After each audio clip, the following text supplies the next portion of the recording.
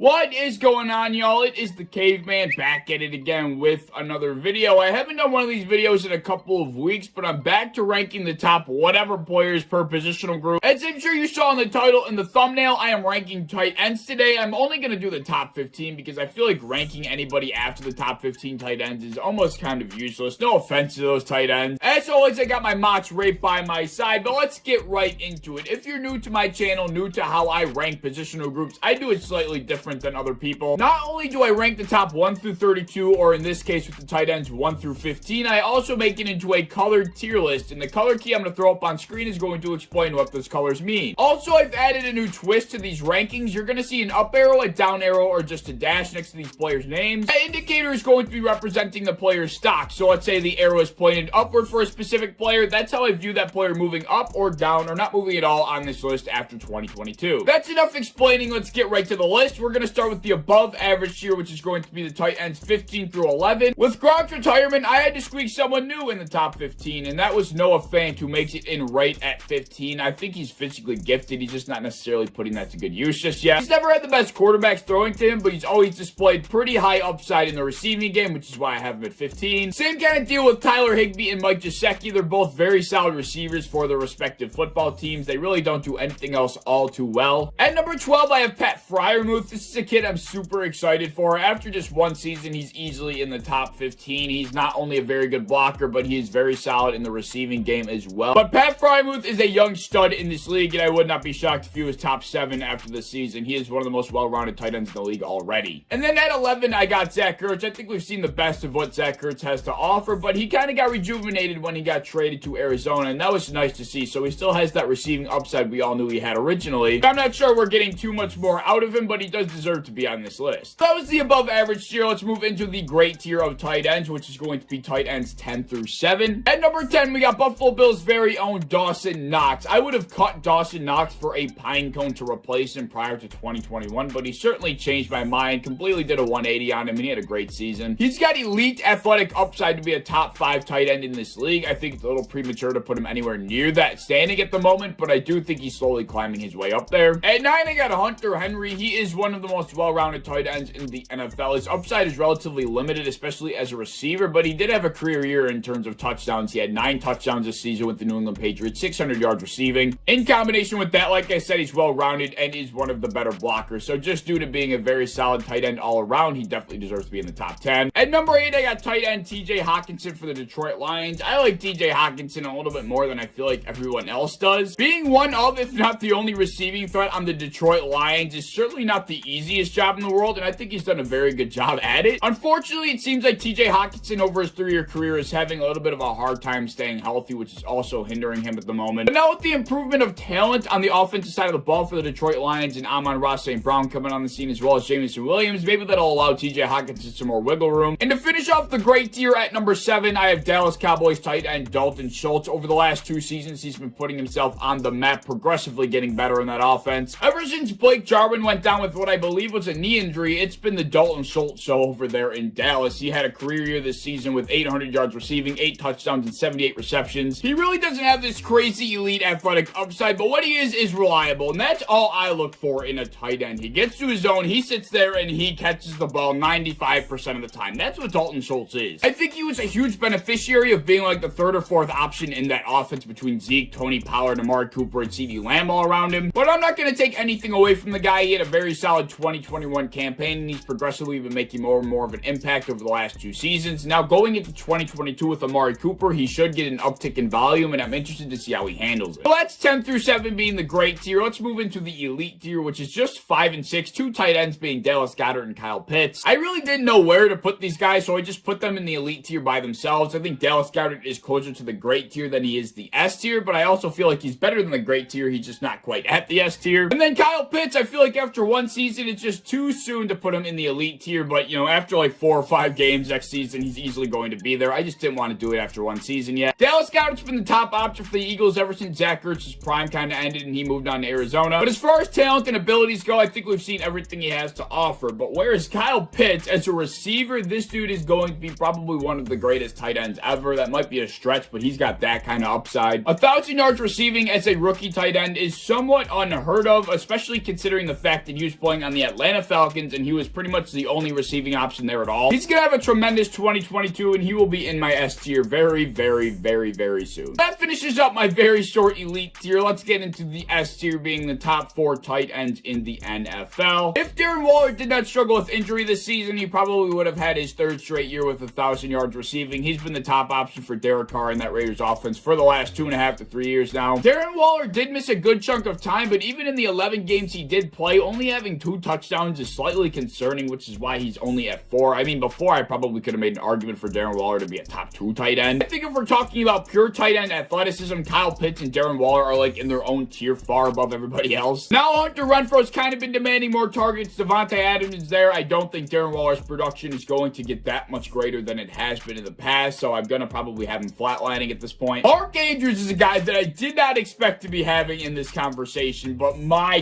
God, what a season Mark Andrews had for Lamar Jackson, Tyler Huntley, and whoever else was throwing to him. He was the #1 option in that offense no matter what. Nearly 1,400 yards receiving and 9 touchdowns for a tight end not named Travis Kelce or prime Rob Gronkowski is kind of unheard of. I've always incorrectly viewed Mark Andrews as like just a solid, reliable tight end, kind of like how I was talking about Dalton Schultz. That's kind of where I probably would have put Mark Andrews prior to this. But my lord, was I wrong. He can make spectacular catches. He can make contested catches. He can make catches in the open field and run after the catch. He can do pretty much anything you need him to do. And now that Marquise Brown is gone and Rashad Bateman is pretty much the only other receiving threat on that offense, I expect Mark Andrews to somewhat repeat the season he just had. So he can easily be a top 2, maybe even make an argument for the best tight end in the league after 2022. I guess we'll see. But until then, these 2 guys are the best in the NFL. George Kittle is probably the most well-rounded tight end that we have in the league, but people forget how good he is as a receiver because he doesn't get used as one very often. It's just that he's stuck in a stubborn-ass offense that runs the ball constantly, stuck in the 1980s, and their quarterback can't throw farther than 15 yards without play action. But if there was another tight end outside of Kyle Pitts and Darren Waller that is that freakishly athletic, I would have George Kittle not in that tier, but he's just kind of below it. But until Travis Kelce is a complete down year and he falls off, this man will be the best tight end in my eyes in the NFL. I don't care about the blocking. I don't care about this. I don't care about that. The receiving threat he brings to the game, to a singular offense, the way he draws attention from a defense is second to none. I even think there's an argument for him to be named a top 5 pass catcher in the NFL, including wide receivers. He is in that conversation. He's been producing at the rate he produces at for pretty much the entirety of his career. His availability never has been an issue either. You really can't say that about guys like Darren Waller, George Kittle, etc. Just look at this ridiculous stat that I saw about Travis Kelce. If this is not enough to prove to you that Travis Kelce deserves to still be named the top tight end, I don't know what will. Like I said though, until this guy has a complete down year and another tight end completely dominates, he is going to be the #1 tight end in my eyes for extremely, extremely, extremely obvious reasons. So yeah, that is my S tier, and that will complete my top 15 tight ends in the NFL. Throwing them up all on screen per usual. Let me know any thoughts you have on my list down in the comment section below. If you enjoyed, as always, please like, subscribe, do all that fun stuff. If you want to hit the bell to be notified when I upload, I'd appreciate that. If you want to go over to Twitter, follow me over there, I'd appreciate that as well. I have a TikTok down in the description that I think you should check out, and I hope to see you